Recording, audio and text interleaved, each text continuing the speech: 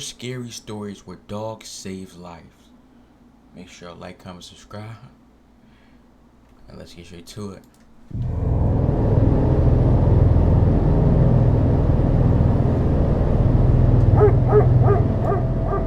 I can't have this shit too loud because, bro, I get this being scared too, bro. Like, these scary videos, bro, I don't handle them well, bro.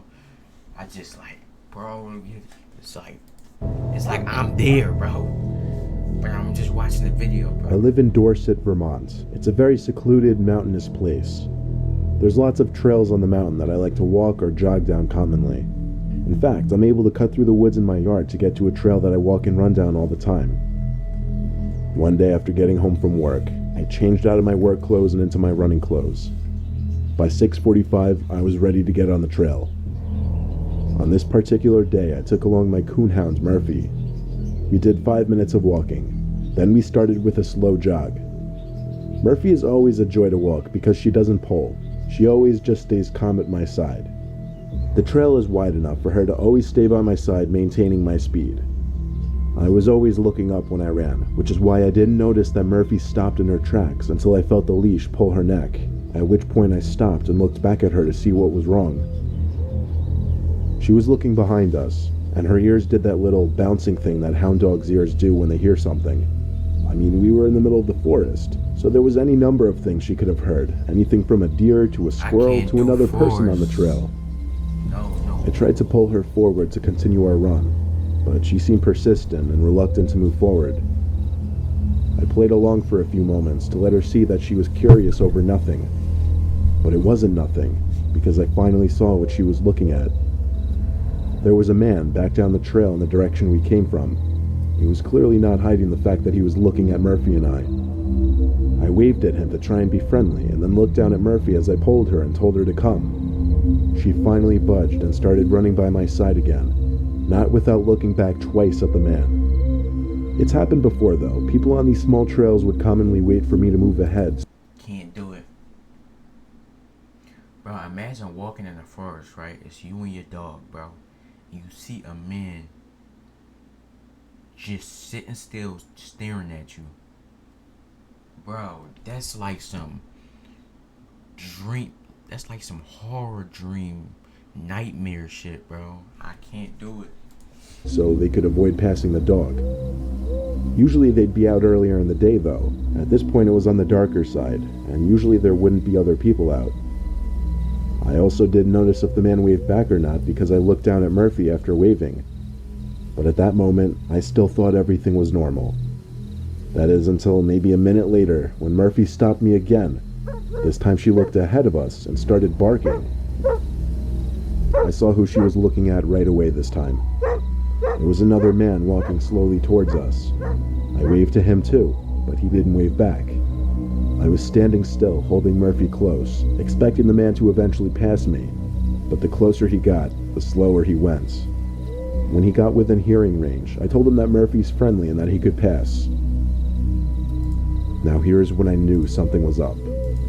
After I said this, the man maintained eye contact with me, keeping his straight face as he very slowly continued approaching us.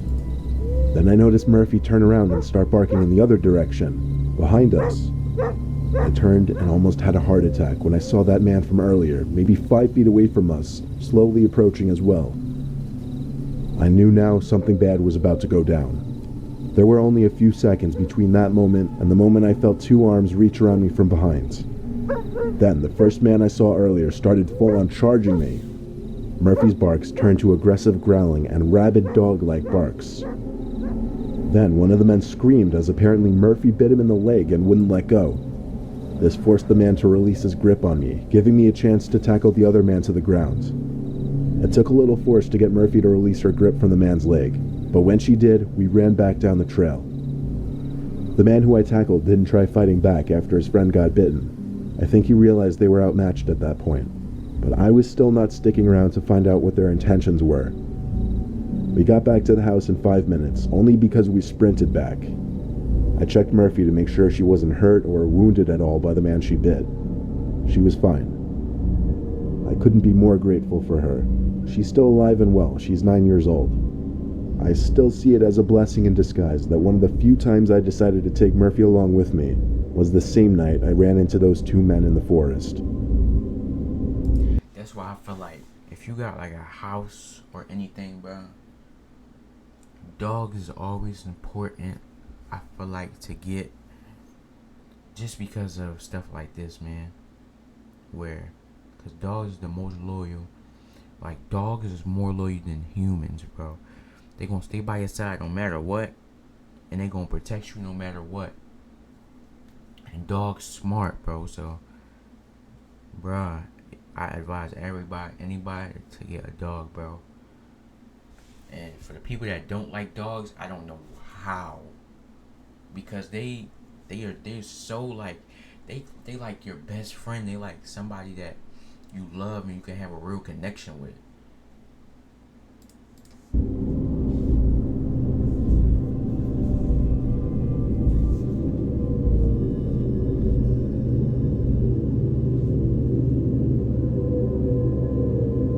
My pit bull Callie sleeps in my room with me. I have a loft bedroom, meaning it's a higher level in the house than the rest of the rooms. My room also has a very large closet elevated off the ground. I keep a little stepping stool to get into it. It's mainly just a bunch of childhood toys stored in there though. One night I woke up to growling. I sat up and saw Callie standing in the middle of the room. See, it's getting dark, bro, and it's getting too. It's getting dark where I'm at, bro. I'm getting scared. She was looking up at the closet. Needless to say, as a 14-year-old, that scared the shit out of me to even imagine what she could have been growling at. I called her up to my bed so I could pet her and calm her down. She licked her lips and stopped growling, now looking at me. I turned to give another look at the closet door in the dark. She stopped growling now though, so I figured it was just her doggy imagination running wild. I went back to sleep pretty easily, now with Callie in the bed with me. I woke up again, God knows how many hours later, now to Callie's barking. She was in the center of the room again, looking up at the closet. I told her to shut up, and after she looked at me in silence, I heard a jar of Legos spill inside the closet. Callie started going crazy now, barking, trying to jump up the stepladder, clawing at the wall. I heard my bedroom door open and my dad came up the stairs screaming, "What the hell is going on?" I told him to check the closet, there's someone in there. He ran past Callie. See, I get to hearing shit in my crib and shit. See, yeah, I can't do this, bro. Up the stepladder and pulled the door open. The second he opened that door, someone dressed in jeans, a black pullover hoodie, and black beanie pushed my dad off the step stool, causing him to fall on his back. The man in the black hoodie then took off, leaving my room down the stairs. However, Callie took off after him. I heard the two of them rushing down the stairs, but it sounded like Callie caught him because the man let out a scream of pain. My dad and I went down to the living room to see Callie with her teeth sunk into the man's arm. Blood was spilled all over the carpet. Apparently, Callie bit the man in the leg and the arm. My dad got Callie off of him and told me to take her back to my room while he called the cops. The man was moaning in pain up until the cops calmly entered the house, looked down at the man, and they picked him up together. They brought him outside, where an ambulance arrived 10 minutes later. He was taken away in the ambulance. The next few days, my dad spent talking to lawyers and whatnot in order to sue the man for breaking and entering. He ended up winning the case, obviously. He never told me how much money he got, but he sure did make it known just how much Callie saved the day for our family.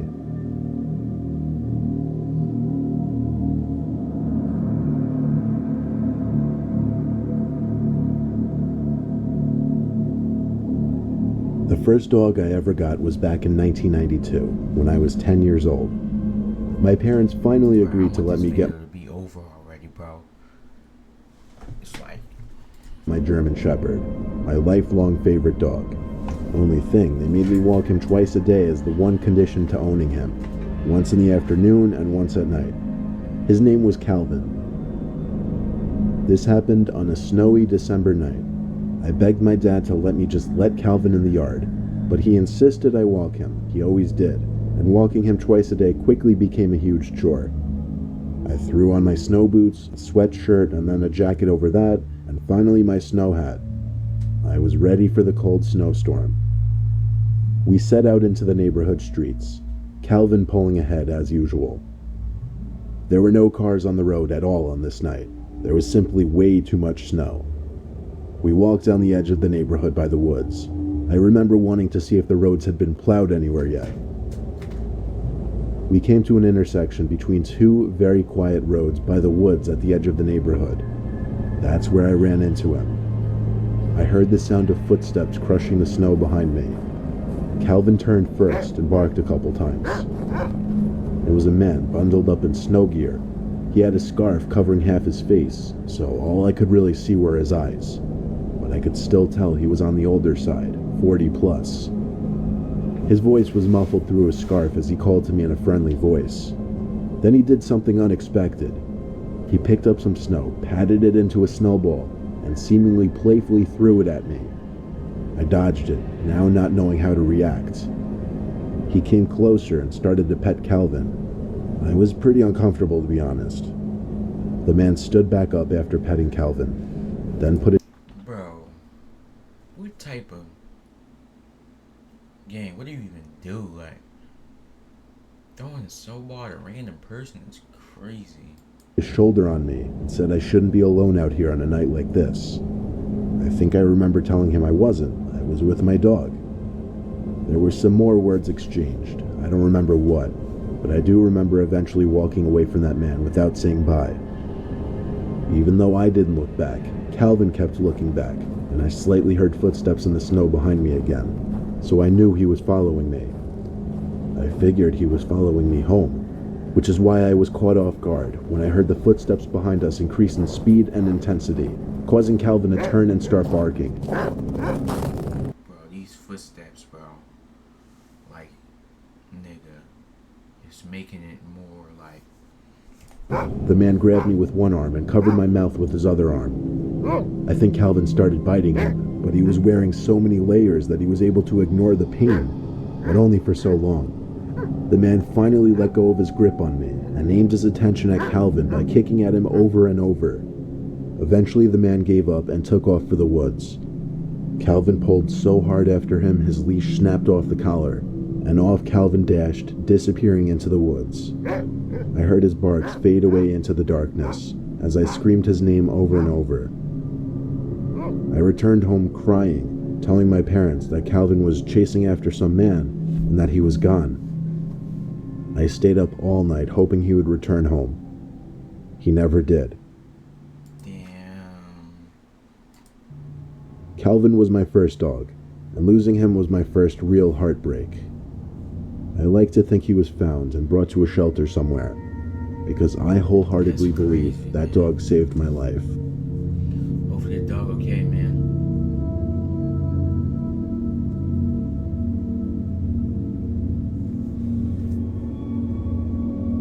I live on a farm in Bucks County, Pennsylvania. It's just my wife and our infant son living there. For those who don't know, I live in Philly. So, this might be more Pennsylvania. Oh, and of course my Rottweiler, Jesse. We have Jesse sleep outside in his doggy house from the months of May to October. It serves as an extra form of protection and intimidation to potential burglars, but also allows for him to do his business freely without having to wake one of us up. Jesse always has a mount attached to his collar that connects to the doggy house so that he can't run away or get lost. Very seldom at night we hear Jesse barking, and given that he's a guard dog, he's trained to bark at suspicious people, so I always go out and check when we hear him barking. But again, it's very, very seldom. I'm gonna skip the fluff and get right to the night that my wife and I woke up at like 1:30 a.m. to Jesse's barks outside. I told my wife, who was also sitting up with me, to wait in the bed. I'll go have a look. I slipped on my shoes and went outside in my robe.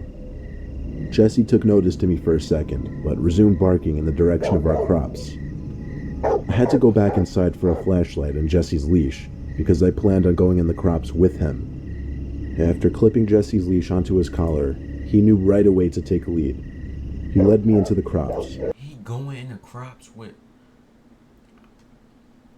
I'm at least having something like, so just in case, like it could be the dog and like my weapon. You feel me? I had the flashlight on, but given the basic nature of a cornfield, I didn't really see much in front of me besides crops in my face, regardless of the light. Jesse stopped barking, but he was still pulling me through the crops, as if he knew exactly where he was going. Then, out of nowhere, he stopped sniffing and just stopped. He looked up, but I didn't know if he heard something, if he was looking at something, or if he was just lost. The two of us stood in silence right there for a little bit.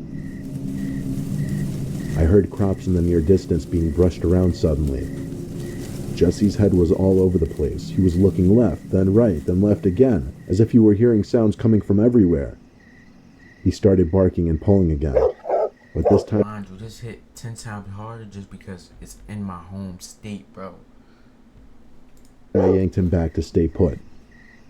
I swallowed and took a deep breath before calling out into the night that this was a private property and anyone caught trespassing would be brought to jail. It took more bravery calling that out than you may think. And of course, I was going to yell out a threat like that. What else could I say? The situation felt so surreal. And then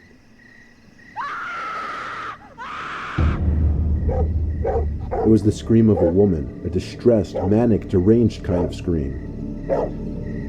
Jesse started pulling in the direction of the screams, but the more we ran, the further the screams seemed to get, until they completely stopped. Then Jesse once again stopped running and started looking around in different directions. Suddenly, there was the sound of someone zooming past us, rushing through. Bro, it's like the people that edited this, him that edited this video, bro. It's like they know what they doing. I'm hearing a sound in my left ear, bro, and it's creepy as shit. Through the crops. In fact, they were so close I could see some of the crops maybe 5 feet from my face being brushed aside. This time, I let Jesse off the leash.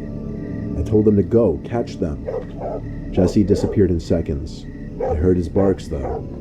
He was getting further away with every passing second, until I was sitting in the middle of the crops alone, shaking in fear. I was so scared, I didn't even want to move in fear of making noise and giving away my position. I was as scared as a young child. Then, the most horrific thing to ever happen to me happened. A couple crops were brushed aside behind me, and something grabbed my right shoulder. I don't mean a friendly, light tap on the shoulder. I mean something grabbed my shoulder tight and squeezed to the point of it hurting. I screamed and, without looking back, ran in the direction I was 90% sure led back to the house. On my way back, I could hear Jesse's barks in the far distance. I wasn't about to go looking for him, though. I thanked God when I saw the roof of my house come into view in the distance, and I finally reached the edge of the cornfield onto the back lawn. I passed the big oak tree in the yard and Jesse's doghouse and went straight through the back door. I checked every door and every window to make sure they were locked. I told my wife as little as I could to prevent a freakout, but I did tell her there was someone, maybe even more than one person, in the crops. We called the sheriff's office and waited up for a while, making sure no one came to either door, and in hopes that Jesse would come back. And thank our lucky stars, he did. When a deputy finally pulled up the dirt road to our farm an hour later, he found Jesse sitting on the back deck of the house. There wasn't much the deputy could do other than take down my description of what happened. He said it himself, he wasn't about to go searching around that cornfield. We let Jesse sleep inside for the next few nights for his own safety, and after almost a week of uneventfulness, things went back to normal. There hasn't been a similar incident since.